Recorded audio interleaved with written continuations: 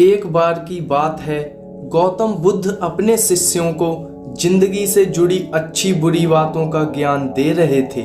सभी शिष्य उनकी बातों को बहुत ध्यान से सुन रहे थे।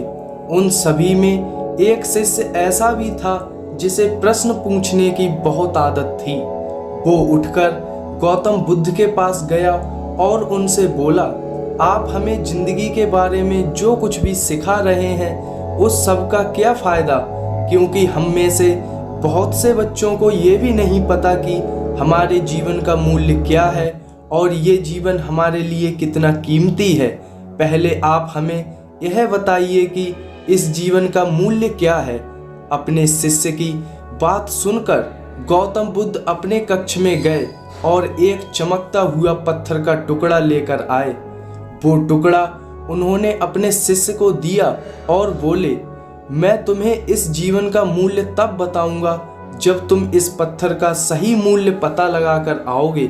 साथ ही यह ध्यान रखना कि तुम्हें ये पत्थर का टुकड़ा किसी को बेचना नहीं है। गौतम बुद्ध की बात मानकर वो शिष्य बाजार की तरफ चला गया। बाजार में सबसे पहले उसकी नज़र एक फल बेचने वाले पर पड़ी और उसने वो पत्थर उस फल वाले को दिखाया और बोला, इस पत्थर के बदले आप मुझे कितने फल दे सकते हो? फल वाला बोला, यह पत्थर कुछ खास तो नहीं है, लेकिन फिर भी मैं इसके बदले में तुम्हें 10 केले दे सकता हूँ। वो शिष्य उस पत्थर को लेकर आगे चला गया। फिर उसे एक सब्जी वाला मिला। शिष्य ने उस सब्जी वाले से उस पत्थर की कीमत पूछी।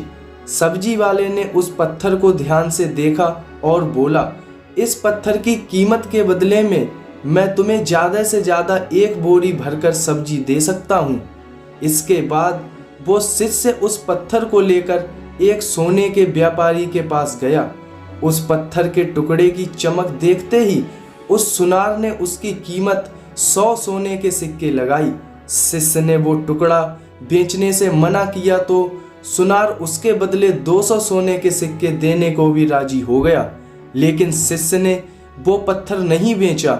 इसके बाद वो शिष्य एक हीरे के व्यापारी के पास गया और उनके सामने उसने वो पत्थर के टुकड़े को रख दिया।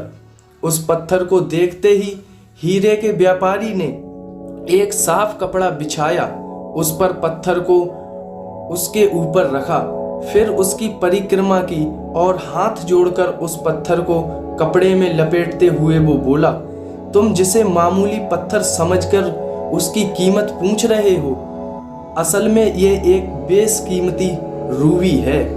ऐसा रूबी हर किसी को नहीं मिलता और मैं अगर अपना सब कुछ बेच भी दूं तो भी इसकी कीमत नहीं चुका सकता।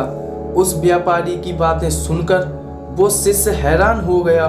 वो दौड़ा दौड़ा सीधा बुद्ध के पास आया और उन्हें उसने जो कुछ भी बाजार में हुआ वो सब बताया। उसकी अचरज भरी बातें सुनकर गौतम बुद्ध बोले, तुम्हारे सवाल का जवाब इस रूबी की कीमत में ही छिपा है। हमारा जीवन भी एक रूबी है। रूबी की तरह यह बेशकीमती है, लेकिन हम इस बात को हमेशा नज़रअंदाज करते हैं और अपने जीवन का मूल्य नहीं समझते। हम दूसरों को देखकर और उनके जैसा जीवन जीने की कोशिश में अपने जीवन की कीमत को कम कर देते हैं। हम ये सोचते हैं कि हमारी ज़िंदगी की कीमत वही है जो दूसरे हमें बताते हैं, लेकिन ये बात हमेशा ध्यान रखना कि सामने वाला अपनी हैसियत, बुद्धि और अपनी समझ के हिसाब से तुम्हारी कीमत लगाता है।